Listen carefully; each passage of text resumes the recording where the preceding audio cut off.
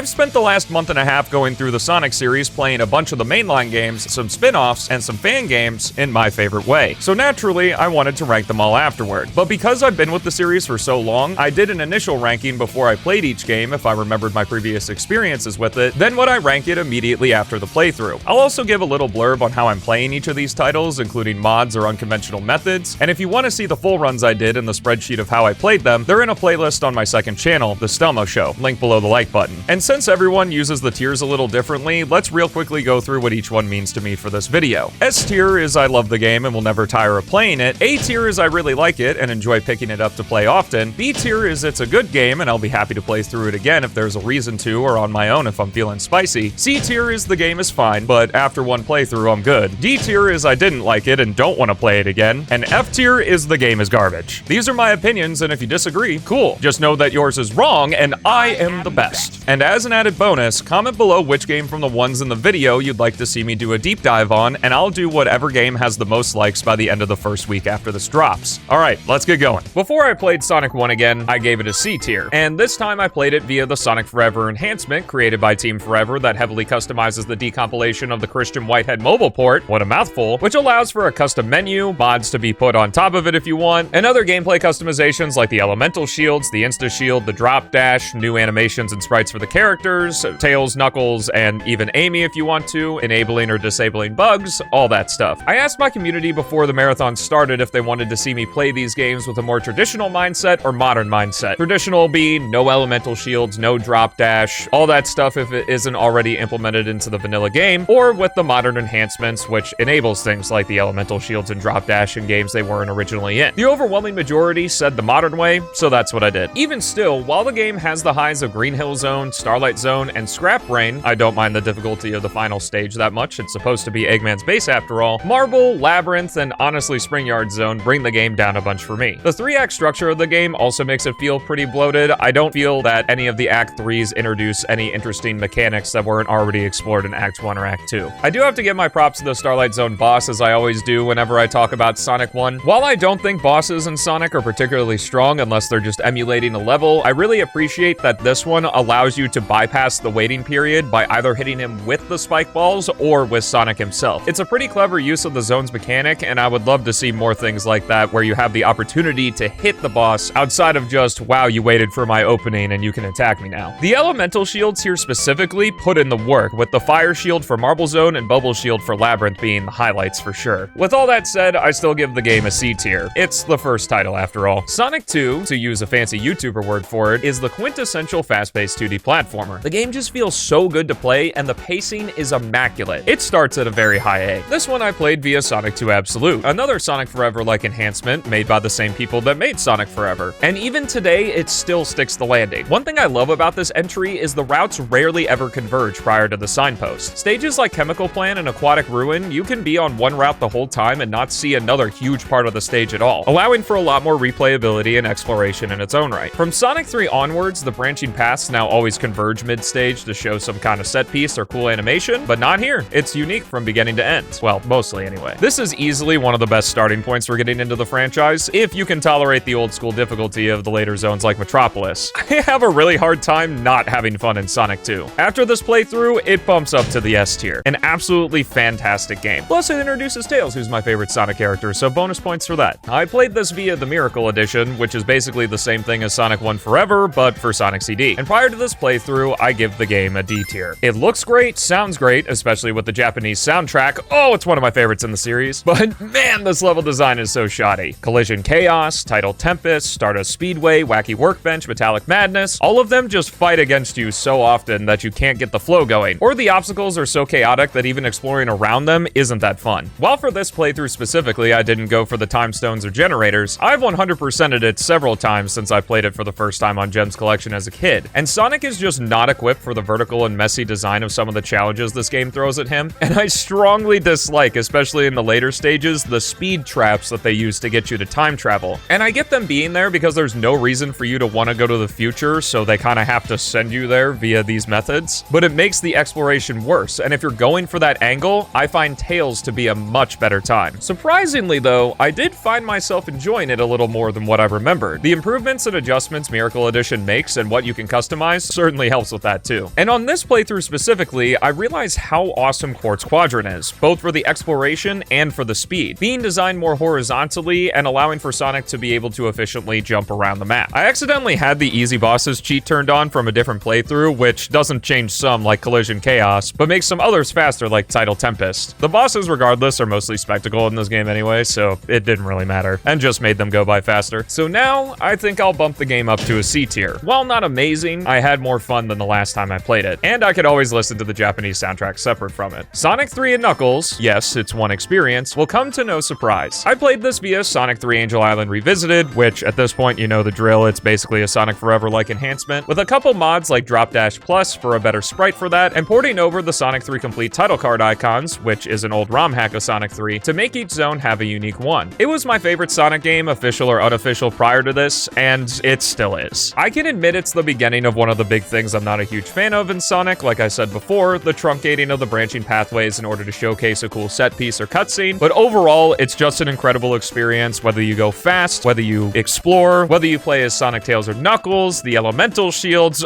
everything. It doesn't matter what character I'm playing, whether or not I get the emeralds, or if I stop halfway through the game and pick it up later. It's always a joy to play Sonic 3. I'm really stacking the good ones back to back, aren't I, huh? This marathon included fan games too, and I loosely stuck to an era format of classic, adventure, and modern, and felt SRB2 fit here as it's been in development since 1998. My first experience with the game was the 2.2.9 version, I want to say, so I have no experience pre-2.2, which while I couldn't find concrete evidence, so this is just what I've heard through the grapevine, is when a few major players of the dev team Sonic Team Jr. left the project, leading to a major overhaul of the game. I played this straight vanilla, even though there's plenty of awesome mods for it, and thought it was an S tier prior to my playthrough. I still think it's an S tier though because it's my favorite Sonic fan game. Since it's created in the Doom Legacy port of the Doom engine, it takes some getting used to the controls, and I recommend that if you don't like the vanilla game, try it with Metal Wario 64's Adventure Sonic mod. I'll link it on the spreadsheet below the like button. You're much more at home with the game if you're familiar with the Adventure era, and Adventure Sonic's really fun to use in stage mods as well. Even still, the gargantuan 3D levels, fun characters, and endless sea of mods all culminate into making this a fantastic Sonic experience, earning that top spot. And seriously, I do recommend a lot of mods for the game because they make it even more fun.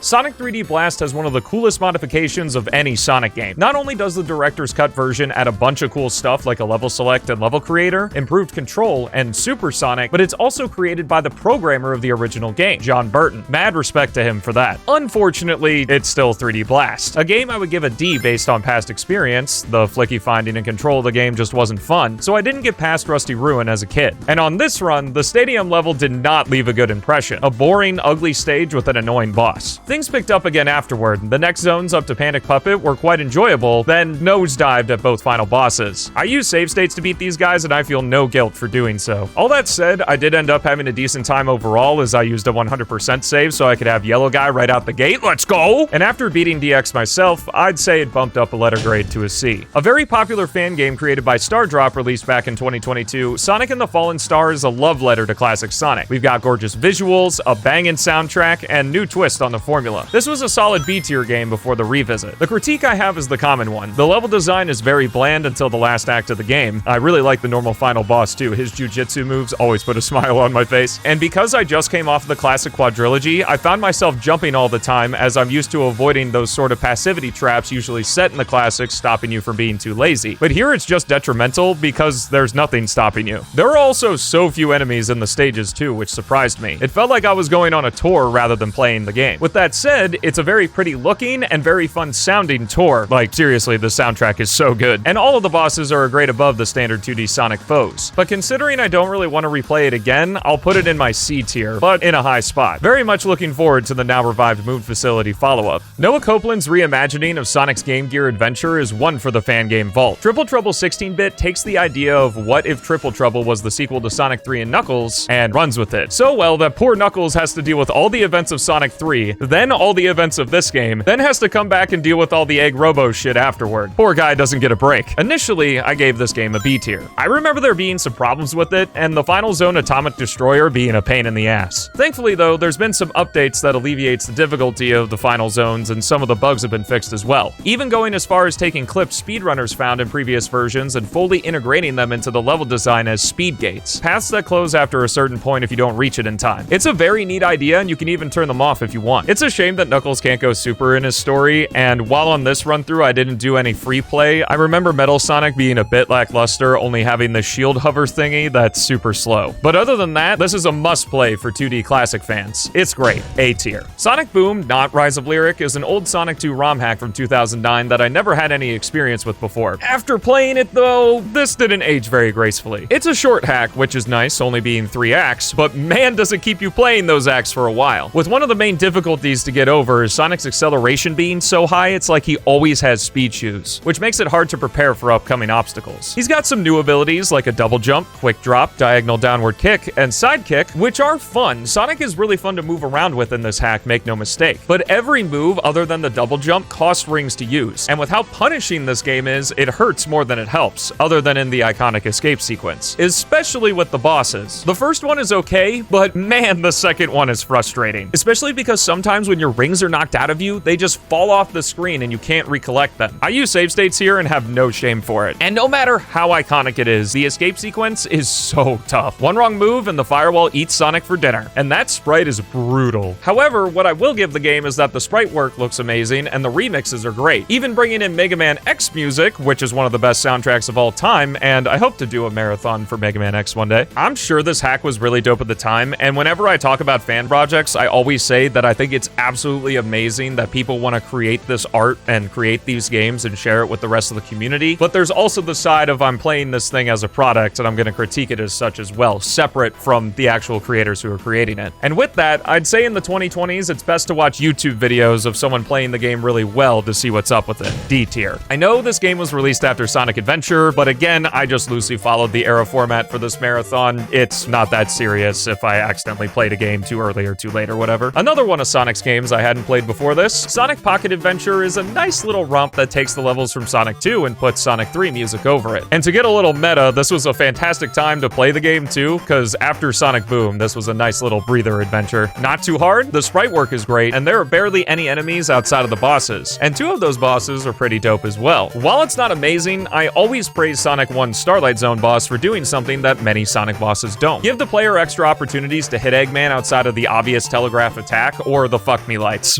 which well, that just came out. That was an old saying. Secret Plants boss doesn't quite do that, but you actually get to do some platforming, which is surprisingly unique, as the footholds around Eggman actually react to Sonic's weight when he's on them. But Gigantic Angel's boss does exactly that. You could either wait until Eggman comes down and you can hit him, or you can stand on the explosions? Okay, doesn't make a lot of sense, but it's still dope. I really enjoyed my time with this game, with the only weak zone being the Wing Fortress ripoff. The screen size just does not allow for level design like this with all the leaps of faith. I recommend this one if you haven't tried it. 10 out of 10. Oh, sorry, I mean B tier. Another classic ROM hack of Sonic 2 I haven't played before, Sonic 2 XL takes the made by the American branch of Sonic team seriously and replaces all the rings in the game with onion rings, with the consequence of eating too many causing Sonic to get fat and eventually die from obesity. Damn. Before I played, I had a feeling that this was going to be one of those haha funny Emerald Hill ROM hacks and then was just going to suck for the rest of the game. And my hunch was correct. This hack is super difficult and I used a copious amount of save states to get through it. And especially in the later half of the game, the changes to the physics that happens when Sonic puts on the pounds mess up a lot of the obstacles, like the lava in Metropolis, so it's super aggravating. I clipped through this floor so many times. Plus, when you get hit, recollecting the rings fattens you up as well, so bro throws up his lunch and eats it again. Nasty. I did learn though that if you time over and respawn from a checkpoint, the timer starts back at 0. Not sure if this is the hack's behavior or vanilla Sonic behavior, but I find it cool nonetheless. And I was genuinely shocked with how quality the sprites for Fat Sonic were, having full animations including idle ones. And at the very least, I'll give it to the hack and throw it a bone that there are Ozempic monitors that thin you out at certain points in the stages and before bosses. Sonic 2 XL is a shitpost ROM hack, and playing it is so awful it's gotta go in F tier. It's got an A tier concept though, and I think that was exactly the intention of it. Sonic R is a funny one for me because it was the most requested game out of all the games I let you guys suggest for the Sonic-a-thon. So I obliged by adding it to the marathon for no extra cost. And I guess you really like the music? This one shocked me. Initially, I give this game a D tier from my memory due to the controls and lack of stages. And after playing it via the Dolphin emulator netplay with my friends in Goku chat, I can confidently say that yeah, it's still okay. I appreciate that the tracks have different weather each time you play, and it can even affect the course, like the first level when it's winter time, you can actually walk on the water instead of sinking into it, but overall the game's still quite clunky, and fuck Regal Ruin, C tier. Quick epilepsy warning for this one, as the visuals could be pretty straining on the eyes. The ring shuffler is a simple concept. Anytime you collect a ring, the game you play switches, and you can customize it from a huge list of games, not even Sonic games, and you can even customize what events in those games trigger a switch. But for the marathon, I just did Sonic 1, 2, and 3 with 3 split in half for more variety. I was very disoriented at first, especially during automation, and there was even one point where I was in automation for every game, so it was just constantly switching. But once I got used to it, it was actually a really fun time, because a lot of it was just avoiding rings so I could progress as far as I could in a game, sure, but I really enjoyed the chaos of just when it chaotically switched between like 3 games, and now all of a sudden I was just like, where am I and what am I doing? It doesn't feel proper to rank this against the other stuff on the list, since it's ultimately just the vanilla Genesis games again, so I'll just give it a recommendation for you to try it for yourself, provided you're not sensitive to flashing lights.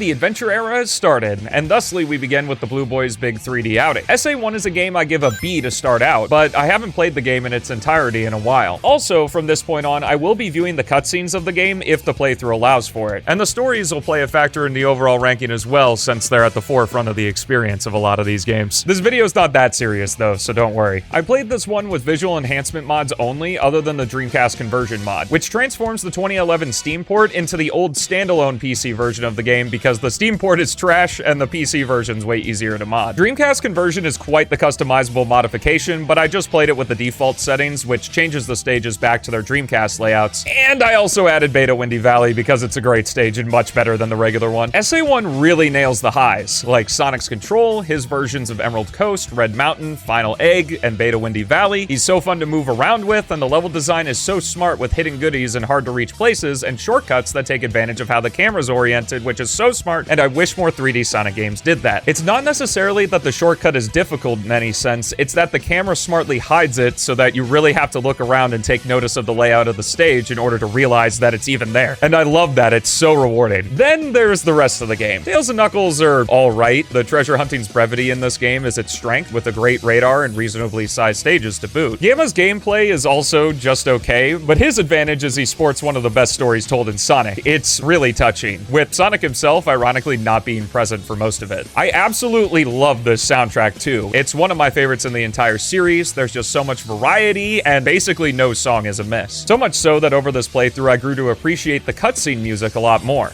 And then we get to Big and Amy, and they are just slogs, man. Especially with their cutscenes, I really just wanted to move on to Gamma during this section. It's like I was walking through mud to get there. And while the Eggman's robot story is a standout, the other character stories are fine, and the overall narrative is cool as well. Kind of a fruitless effort though on Tikal's part, showing all this important stuff to Big when those two brain cells are only thinking about Frog and Guy. But the real of Sonic Adventure is that while the ideas of the story are good, the presentation of it is so distractingly dated it's tough to take anything seriously. Gave us some good meme faces and iconic lines though. Upon the replay, I say a full game run is a C tier, but just Sonic stages set at a high B. They are just so fun, and even more so to go through again and again, especially if you substitute out Windy Valley. Sonic Adventure 2 is a complicated one for me. I gave it a B tier before this playthrough, as recently I've been really introspective on this title. This is basically my first Sonic game. I have so much nostalgia playing through the campaign, witnessing the story, playing an ungodly amount of multiplayer, and raising Chao alongside my older brother. It's the adventure that makes the most sense for me to have the rose-tinted glasses on for this list, yet coming back to it now, a lot of the magic is gone. Like Adventure 1, I played this with quite a few graphics mods, but the big one is Render Fix. It's such a cool project, and in addition to adding its own updated visuals, it's also eaten a lot of smaller mods like Eggman's Mech Light actually working. And of all the different ways I played the Sonic games for this marathon, the Render Fix is one of the top mods I recommend the most. Definitely give it a try. As for the gameplay, everything is identical to the 2012 Steam port. I've had quite the perspective shift on the speed stages, realizing that they're actually laid out very similarly to the boost levels of later games. Instead of being a point A to point B environment to run through and taking advantage of how the level design wraps around itself or how the camera hides shortcuts like a lot of Sonic stages in SA1, they're more like linear thrill rides that lose their luster on repeat playthroughs. And in my almost considered to be potentially close to a 30-year-old mindset, I prefer what the former adventure does more. It is still a fun thrill ride to be sure, and while I'm not a huge fan of the sameness of the soundtrack while I'm playing the actual game, I love a lot of them in isolation, like City Escape, Metal Harbor, Radical Highway, Eternal Engine, Engine, Cosmic Wall, Final Rush, Crazy Gadget, all of the canon's core themes, and again, a new appreciation for the cutscene themes as well. The mech stages, I really don't have much to speak on, to be honest. Because I've played them so much, my brain just turns off and I go from beginning to end. I don't think that's a good thing, but at this point, they're unintrusive to my playthroughs. I do get a kick out of Cosmic Wall, though. I just like how Eggman's mech controls in this one. And then there's the treasure hunting. There is a better radar mod that changes the radar to the Adventure 1 version, with the additional distance indicators of blue and pink being added in, along with the tracking of all the pieces at once, but I decided against playing with it for this run as I felt it changed the intention of the levels too much, mainly because the hint system's only designed to track one piece at a time. Though I do recommend it, and I use it basically every other time I play these stages. Sometimes the decisions I make just come down to vibe and feel, and this is just what I felt for this. As for the vanilla radar, I have all the same critiques that are normally talked about. Needless padding, in addition to the levels being much larger than the first adventure. And the hint system is only good if you know the level design. Yeah, the third one does spell out exactly where the emerald is, but with how huge the later stages get and how gimped the hot-cold system of the radar is, it doesn't help as much as you'd think. A sentiment I'll almost certainly be repeating for future games is that I think the treasure hunting takes too much effort in order to get good at it for it to be rewarding, but I think if you do take the time to get good at it, like memorizing the emerald locations with the hints and stuff, it can be fun. I know, shocker, Sonic games get better the more time you put into them. The story is something I'll always be fond of despite its flaws. The presentation is still very hokey at points, but miles better than Adventure 1. The pacing is almost too fast at times though, with characters interrupting themselves at certain points, but it's more enjoyable to watch overall. It really jumps the shark though in terms of the previous games. We go from magic and monsters in the classics and adventure to introducing the full military, government conspiracies, genetic experiments, memory alteration, fake chaos emeralds, and world-ending stakes. Though the last one makes sense considering franchise's tendencies to one-up the danger in sequel games. It's a lot to take in, but feels very normal as Adventure 2 is the first Sonic game for a lot of people, so that's just how Sonic was. I didn't care that Tails was in a mech, because as far as I was concerned, Tails was just always the mech guy. I also want to quickly touch on the questioning of Shadow's memories being fake. It's such a cool idea, but that shit is swept under the rug so fast as it's only brought up in the back half of one cutscene. I would have loved to see Shadow wrestle with this for a bit longer, maybe extending the time between the Amy cutscene and when he rushes off to Canon's core, by having a bit of introspection and realizing that the memories were fake, because with how the story presents itself, it kind of seems like, oh, Shadow did this because this is what one person wanted, and then he flips the switch because it's like, no, this is what they actually wanted, and kind of give his character more agency of being like, this wish is the reason that I want to be a good person. It's not like Zuko and Avatar immediately went from asshole to good guy in one episode, right? Even with all this said, SA2 does one thing amazingly well: the emotional highs of the story. It's epic every time you're in space, regardless of the story you pick. And man, even though the final hazard sucks mechanically, having Live and Learn blasting in the background while you're saving the world is just too damn good. Then Shadow dying at the end is just the cherry on top. See you in the next game, buddy. Whoo-wee! I went on for a bit on this one, so let's wrap things up. Sonic Adventure 2 moves up to the low A tier for me. I quite enjoyed my playthrough this go-around, and even though I'm not a huge fan of the story structure, making it so the Sonic levels are kind of the carrot on the stick to get you through it, the format does make me want to play through the entire story, rather than playing all of Sonic at once than having to slug through 5 extra stories that I don't really want to play in order to get the Super Sonic ending. If I'm coming back to SA2 though, I'll only be revisiting the speed stages. Sonic Heroes is another hard one. If you're playing the whole game from front to back, it's easily a D-tier experience. The padding of having to play the game 4 times with 3 of those playthroughs being very similar and having to play easy mode after the normal mode, because there aren't very many people in the world that are picking Team Rose before Team Sonic for their first run. Then a mission mode that's unintrusive at best and awful at worst, along with the gook that is the special stages, though I will give that most of them have a please just get the Emerald Now section, so they aren't extremely terrible, but still have awful controls. It's just not a fun game to play all the way through. I went through Sonic Heroes on the Dolphin emulator with a 16:9 widescreen code and an HD texture pack. There is an argument for the PC port with mods being the better version, but I found it to be more unstable frame rate wise in my case, and it's much more cumbersome to set up. Plus, if you want to do multiplayer, Dolphin Netplay is super easy for that. But if you want to go through the effort setting up the PC port, playing Heroes that way works just as well. Additionally, and probably the main reason I chose the GameCube version, is that it allows you to easily do the Team Blast glitch, which is near impossible to pull off in the PC version. In order to perform it, start in flight formation, and then thundershoot and switch to the power formation at the same time. This causes the flight character to spaz out and try to thundershoot when there's nothing to shoot, and since actions like the Fire Dunk, Rocket Excel, and Thundershoot fill up the Team Blast gauge, and the character's performing a Thundershoot every frame, it fills up a significant portion of the Team Blast meter. It's a very useful glitch and makes things like Robot Carnival, Robot Storm, and some of the later enemy formations way nicer to deal with. I recommend downloading a 100% save file, playing whichever team you want, then playing the last story. This way you also get super hard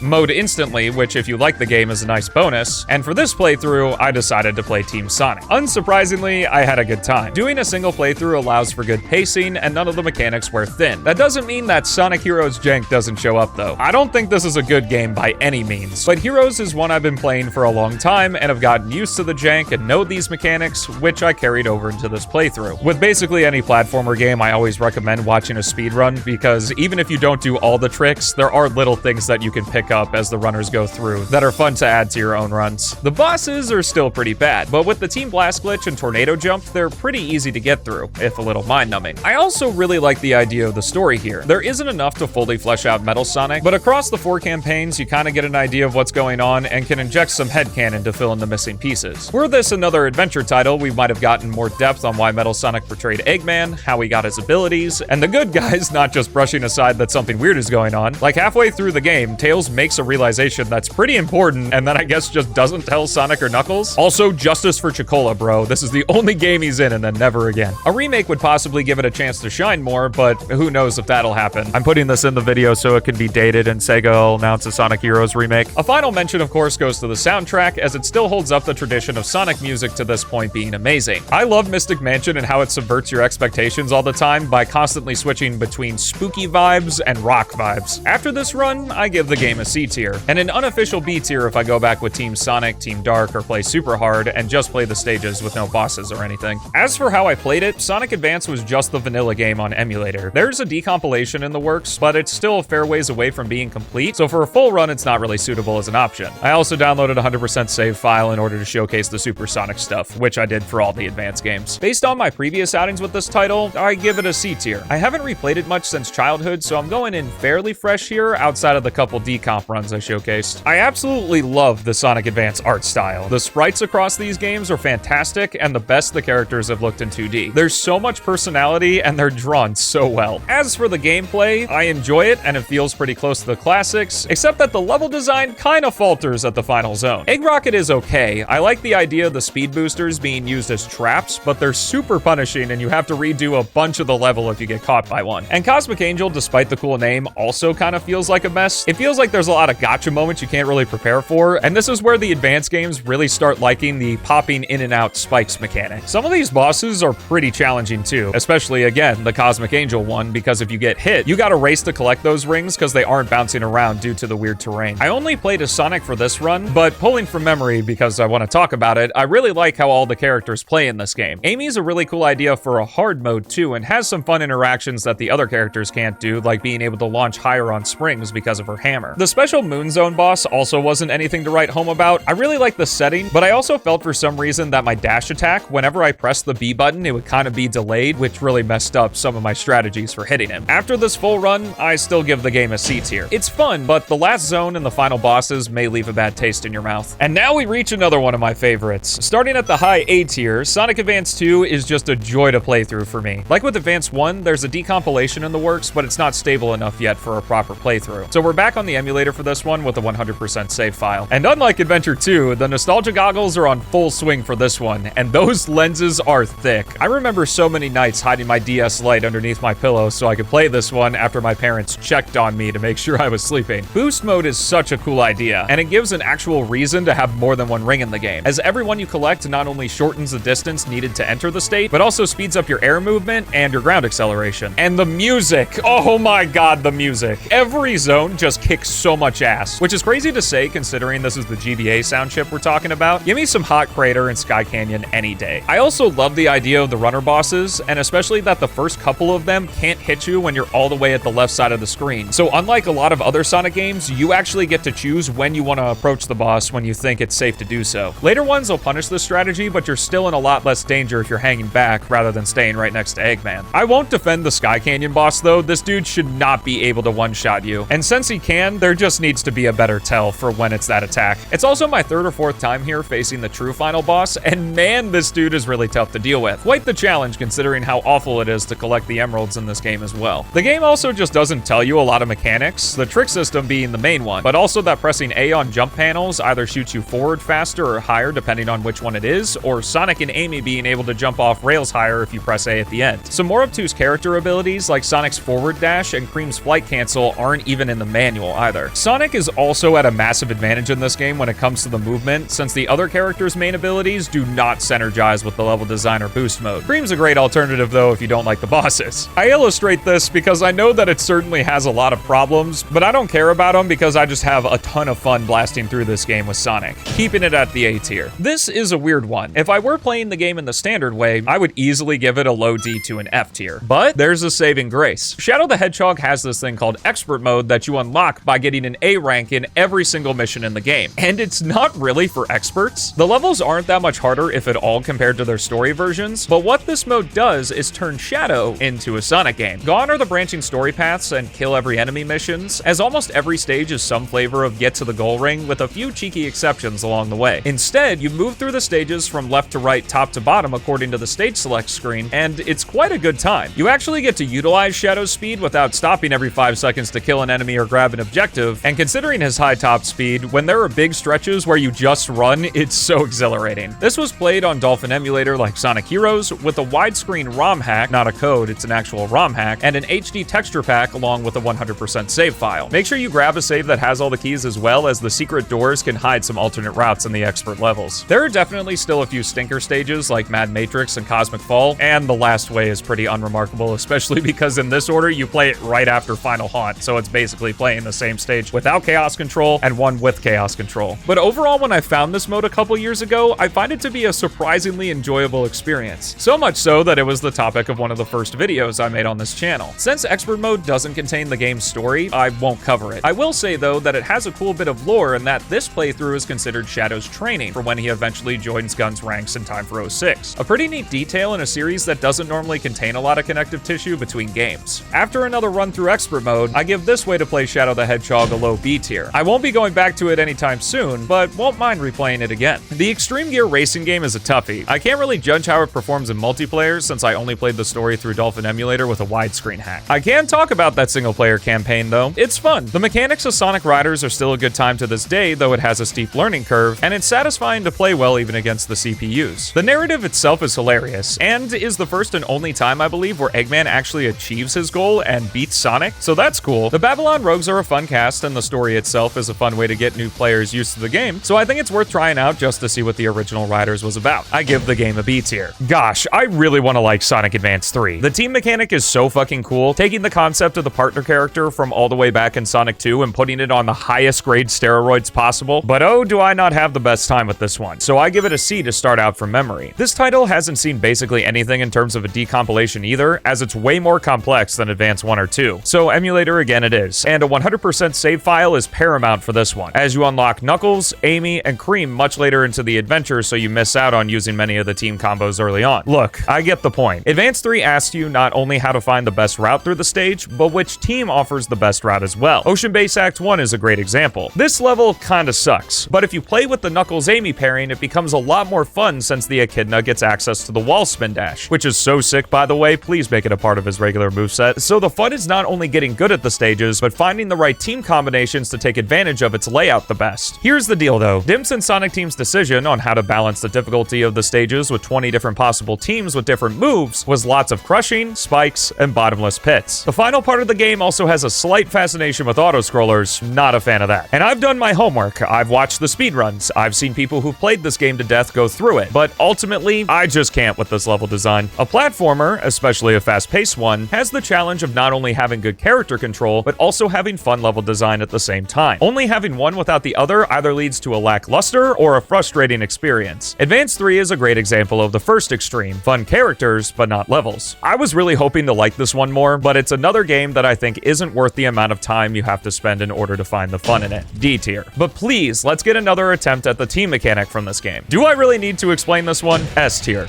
This is a game I haven't played on original hardware since I was 8, so I decided that for the content, I was going to give Sonic and the Secret Rings a fair shake on my Wii U with the intended control scheme, a single Wiimote. And you know what? When I started the game, I was so surprised as to how unintrusive the motion controls were. Yeah, they were as complex as replacing button presses, but when I did an action, 90% of the time that action would occur as I intended it to. I followed a guide on what missions I needed to do in order to get to the ending, and without unlocking the skills that improve your control until the second to last stage Skeleton Dome, let me tell ya, this game fucking nosedives. The Sinbad mission in Levitated Ruin, the Thief mission in Skeleton Dome, oh hey big, the boss in Pirate Storm, Evil Foundry in the Ifrit boss fight, and the first Eraser Jin fight, oh my god. I put the game down after spending 40 minutes on that last one. I couldn't handle it anymore. Early on, from when the game doesn't ask that much from waggling your stick, it's fine, dare I say even kind of fun. But when the challenge ramps up, the cracks start showing fast. That said, since I didn't get the true ending, I hadn't seen for myself how the full story plays out. But I know what happens after the bad ending. And the story as a whole is a good one. Char is a fun companion character, Eraser is hilariously hammy, and the presentation is fun with its storybook style. The music is good too, outside of the repetitive nature that you do multiple missions in a world and the theme is the same outside of the boss fights. And then there's the menu. Also, it's really annoying when you unlock multiple things after a mission, you have to sit and press A on each one. And that gets intrusive if you unlock a lot of things at once. Additionally, it takes 5 button presses to get from the main menu to starting a mission, and that's just way too many from going from ending a mission to starting the next one. Secret Rings is good in everything but gameplay, and since that's the most important part of being a video game, all the set dressing can't save it. F tier. On to another Sonic fan game, we have Project Reignition, a reinterpretation of Secret Rings on PC made in the Godot engine led by Kumapaz, who isn't working on this alone, by the way, as I incorrectly assumed before, my mistake. This project aims to address all the grievances folks have with the original game, mainly swapping out the motion controls for a more traditional scheme, adding new remixed music to alleviate the repetitiveness of the original soundtrack, altering the skills to allow for more sensible unlocks and usefulness, and eventually, I imagine, streamlining the level progression since it's super weird in the OG game. I've been following this game since its first release, and now it contains all the missions up to Skeleton Dome. I started out with the C tier based on my previous experiences, doing this playthrough on the 0.4.2 demo. The game certainly looks better, sounds better, and controls much better, but here's the other edge of the sword. Now that these levels play with a competent control scheme, they kind of become boring. And some of them are still not very fun, like the Sinbad mission, though the nighttime skybox is great. I played all the missions following the same level guide I did for the original game's playthrough for a more apples-to-apples comparison, and Project Reignition still doesn't do it for me. Secret Rings was designed for the motion controls. I know, fork found in kitchen. So when the shackles are lifted, what's left is a very linear Sonic adventure that really doesn't have much to offer outside of hyperfixating on the levels and trying to get the best ranks possible. And it doesn't have the rage value of the original game, which I suppose can be fun in its own way.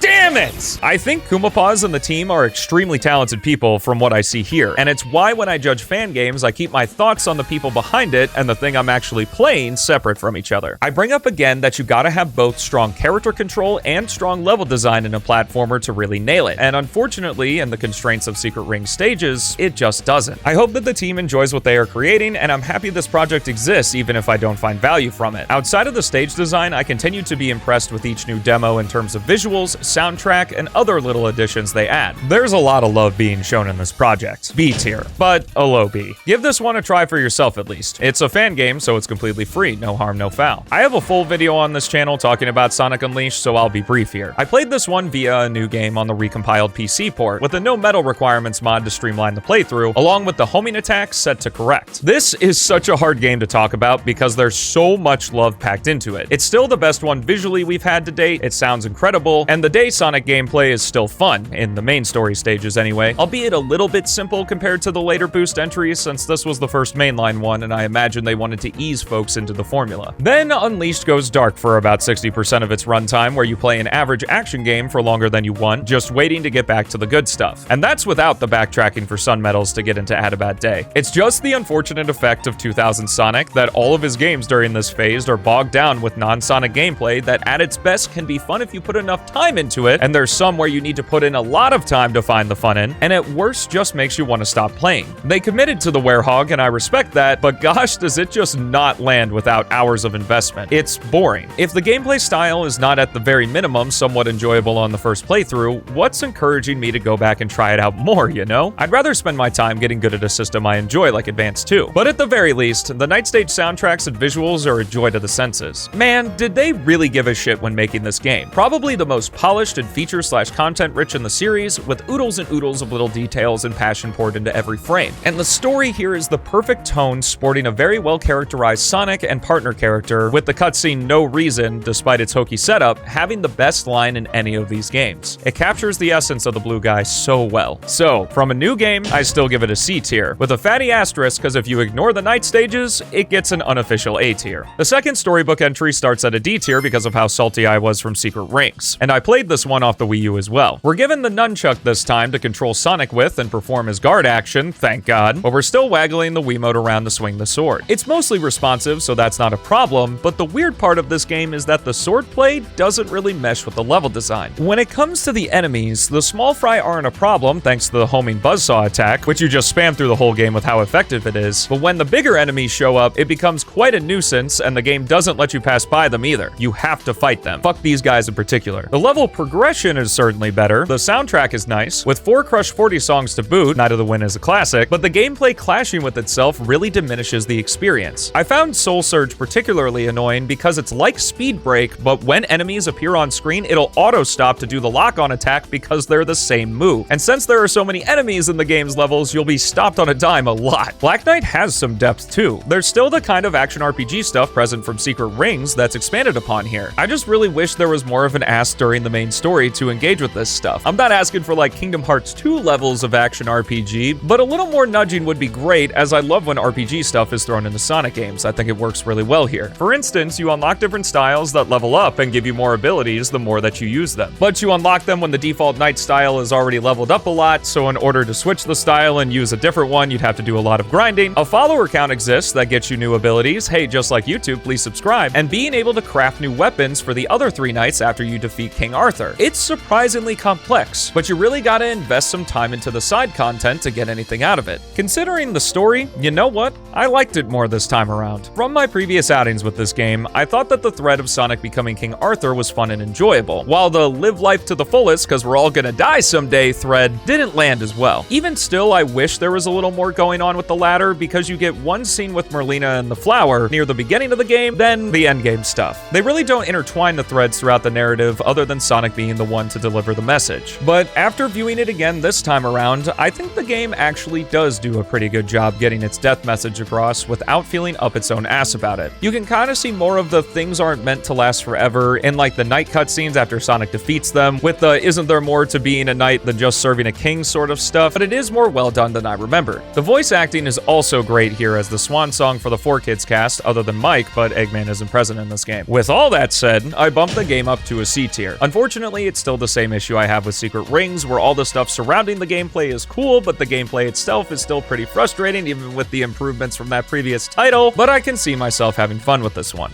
It's been a while since I've dabbled into anything Sonic 4 related, so I'm gonna be generous and start out giving these games a C tier. I played them on Steam using a program called Special K to fix the frame rate, as Episode 1 ran too slowly, and Episode 2 ran too quickly without it. Led to longer load times though, so be wary of that. Episode 1 is okay. The game just really drops off and becomes frustrating at Mad Gear Zone, and the Death Egg robot at the end is quite difficult too. Thankfully, lives are super easy to get in this game. There just really isn't anything here that the classics don't do better, including the control, because man, this is just the rush physics and they do not work emulating the Genesis design. Episode 2 is a little better. First of all, the game looks very good, one of my favorite 2.5D styles in the series, and the Tails team-up mechanics are interesting, though at a lot of times it amounts to use this thing now because the billboard said so. And one of the zones, White Park, is nice, but I can't lie, I skipped the Sky Fortress boss. I wasn't playing well and death meant like 3 to 5 minutes of lost progress. Overall, Episode 2 is an improvement over Episode 1, but neither game is that fun to come back to unless you're craving an alternative version of themes from the original trilogy. D tier for both episodes. The breath of fresh air. Sonic Colors starts at a B tier before playing it again, and I went through this one on Colors Ultimate with the Project Re-Rainbow Sonic Hacking Contest preview with the 1080p cutscenes. If you also decide to use Re-Rainbow, check the link on how I played all the games in the description. That has a fix for the crash in Planet Whisback 6. As for the title itself, I liked Colors before, and I like it now. It's just a good game. Not amazing or anything, but good. I enjoy playing through it, especially via the Egg Shuttle. I love when games have these marathon-style modes. I don't care that the game is mostly 2D, because I like 2D Sonic, and other than the spring stages, it's done pretty well here. Not classic gameplay, but competent enough to be fun on its own. The story is also a nice refresher after marathoning the Big Monster Destroys the City/World games. Though I do agree that the here's the joke and then here's us explaining the joke for 2 minutes and that's what's funny thing they do for the comedy in these scenes gets grating. Also hilarious to me that Sonic calls Eggman out at the end of the game for running a joke into the ground, unaware that that's what he's been doing for the entire adventure. And I don't know if that's intentional or not. There are some scenes I find legitimately funny though, like Sonic's animation when he gets sad and waves goodbye to Tails, or after the baldy nose hairline, Tails goes, "Ha, I've already written it down." And I love it ironically because that's just so lame. Why would you write that down? Out of the context of when it was initially released though, it definitely misses more than it hits. I like the gameplay, I like the color powers, I love the music, of course I use the original soundtrack. Colors is just a nice time overall, so it stays at the B tier. Let's go! Sonic Generations time! Before this run through, I give it an S tier. Boy, do I remember this game being fun. I played it on the 2011 version with Sky's Direct 11 3D mod that allows the port to function much better on modern hardware with a few visual mod loader codes to polish things up. If you have the 2024 version, that's a good option as well, but you miss out on mods. Though you do get the version where classic Sonic eats Angel Island, so never mind, it's goated. And Gens is just as fun, if not more so for this marathon, as it's the first game since PO6 I don't have any major problems with. Yeah, classic Sonic isn't accurate to the Genesis games, but he's still quite fun in his own right, and the overpowered spin dash is just awesome to exploit. Then there's modern Sonic, and wow, did they cook with these levels. The fat was trimmed from the Unleashed stages now that players are more familiar with Boost Sonic, and all of these zones are just high-octane action throughout the whole run. And Seaside Hill, man, modern Seaside Hill. It's actually hard for me because I wish this one was Egg Fleet instead. That level is just begging to be a Hedgehog Engine 1 boost stage, but what we have is amazing. One of the most expansive Sonic stages since Adventure 1, loaded with multiple meaningful layered pathways and awesome shortcuts. I've been playing this game since launch, and I didn't even know this cave was here until I was made aware of it on stream and in the Ajax video on Seaside Hill. Side note, please go check out Adam, he's a very good YouTuber. Thanks. If they're gonna do more with Boost Sonic, this is the good shit right here. Emulate this, please. I'm not saying it's easy, but it does pay off in spades. The game has basically no story, it just serves as a function to get you from stage to stage, but I don't care. A game doesn't need a story to be good, a good story is just an awesome bonus if one is crafted up. If you like Sonic games, no. If you like platformers, please give Sonic Generations a try, either the 2011 or 2024 version. It's a fantastic love letter to the series up to this point, and is an awesome-ass time from Green Hill to Egg Dragoon. S tier.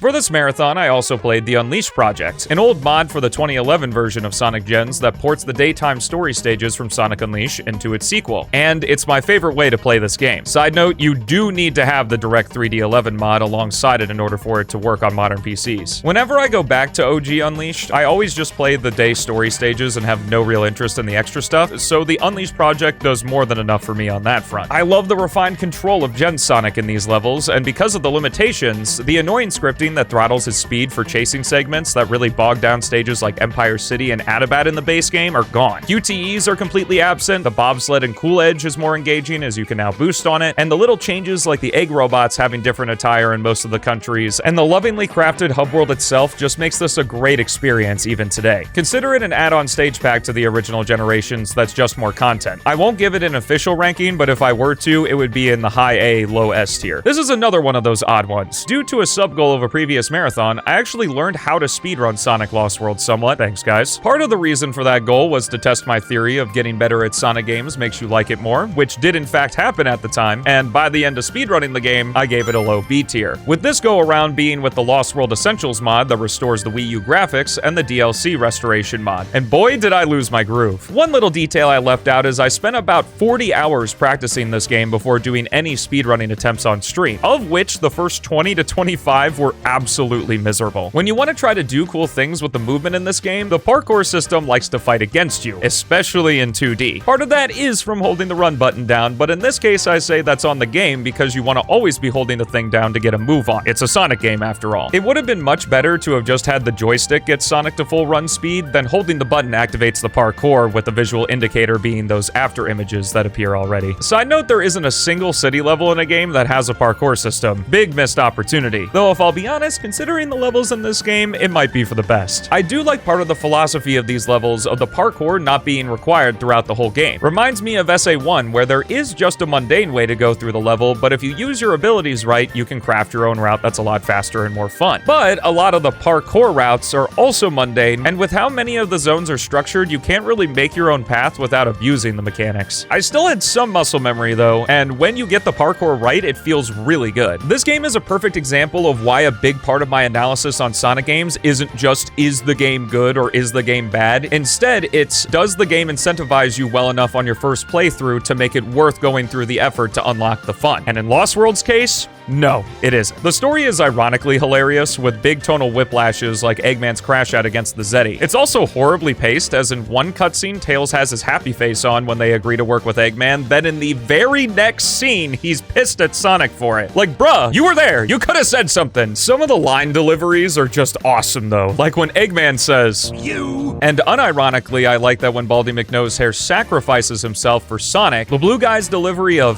Eggman feels very in character for him. I also have to mention, because I think it's so funny, that they reuse clips from the CGI cutscene of the draining machine 4 times during the story, not counting the first one. And then they just reverse it for the end of the game when they're putting all the energy back. Yeah, this game feels like it was definitely made with duct tape and a dream. Wow, I had a lot to say about it. Maybe I'll go in depth breaking down the speedrun someday, but for now though, Lost World goes back down to the D tier. Sonic Mania is still amazing. S tier.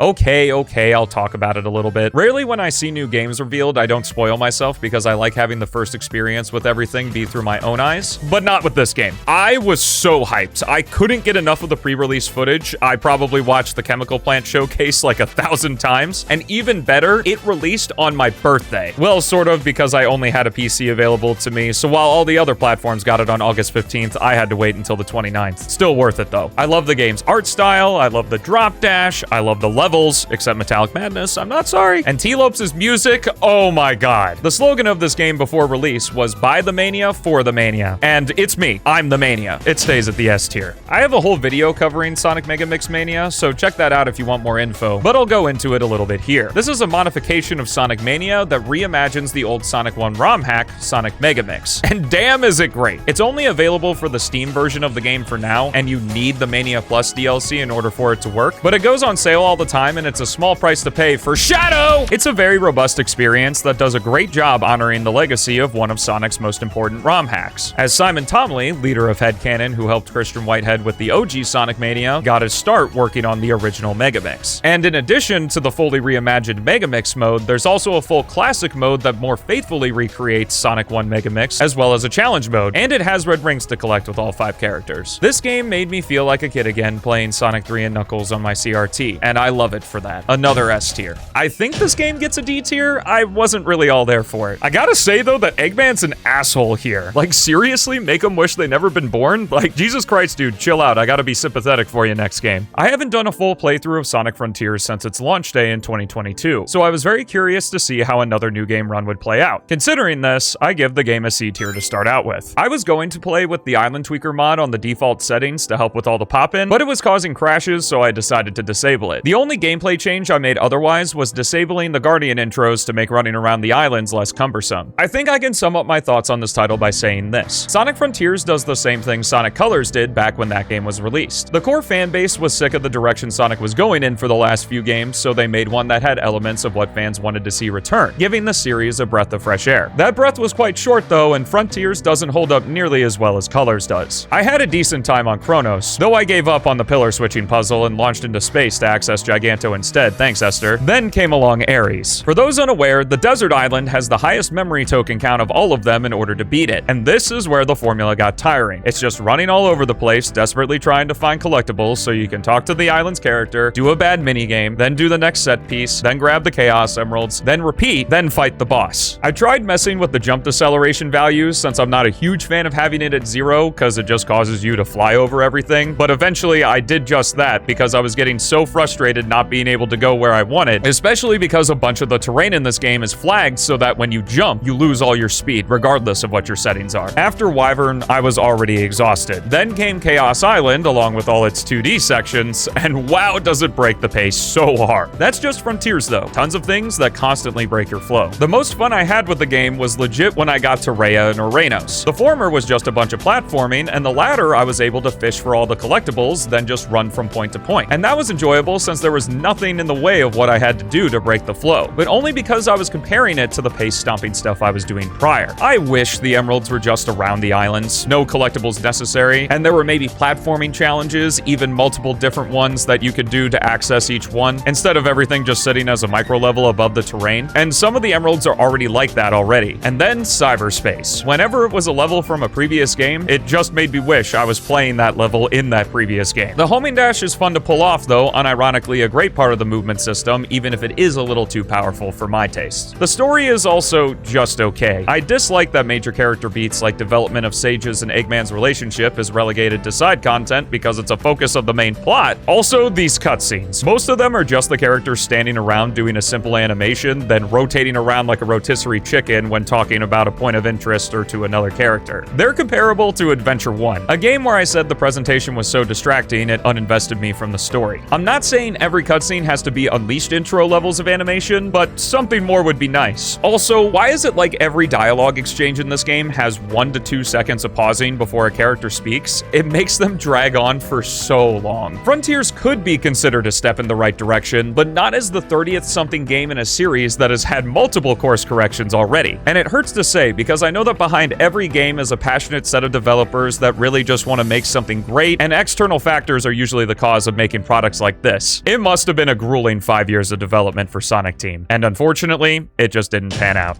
D tier. While there wasn't mania levels of hype, I was excited to see the reveal of another classic game in the form of Sonic Superstars, especially because it looked like they were retaining the retro engine physics and not the gens ones, even though I like classic Sonic there. I tend to make the joke that this is a good game in time attack mode, and it's the bosses that really drag it down. So from memory, it starts at the C tier. I played it vanilla through the main story since mods tend to break things with this game on a 100% save file so I could use all the emerald powers. And honestly, this might be the best way to play the game too, because the bosses aren't nearly as bad when you have the abilities to help you out. It almost feels like they were designed with them in mind, especially the Avatar one. There's certainly still a fair share of BS that can happen in the fights, but overall with the emeralds, they aren't too bad.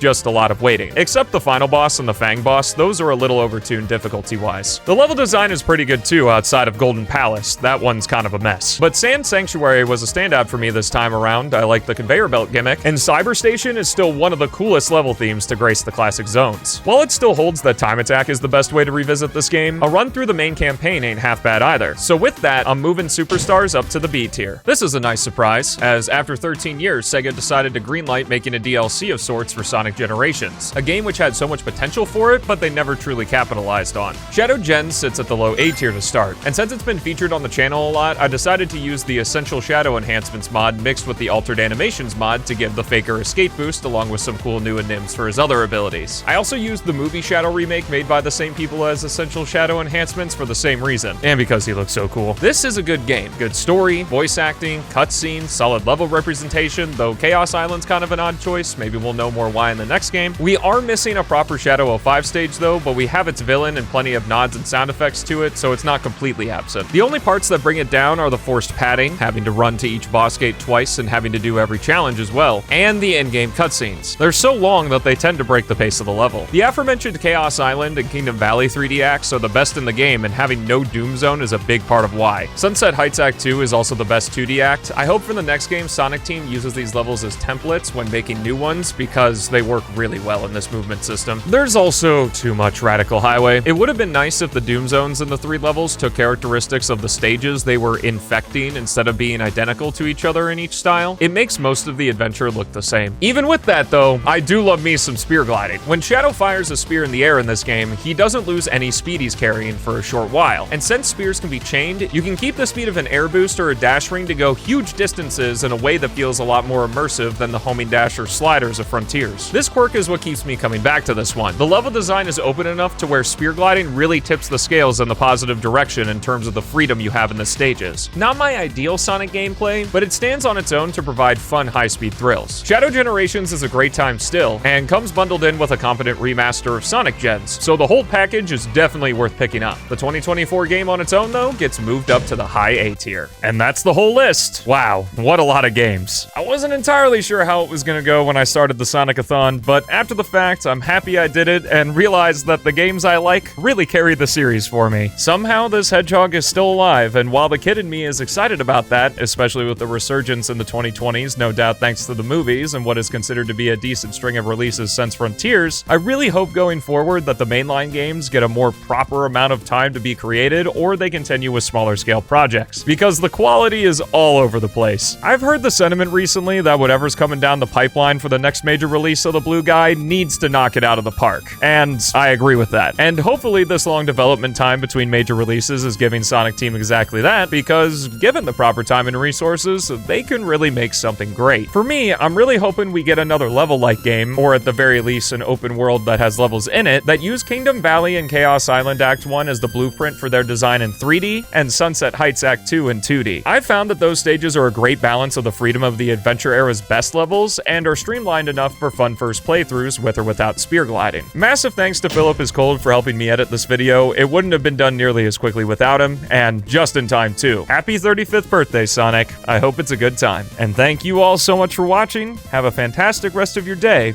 and I'll see ya in the next one.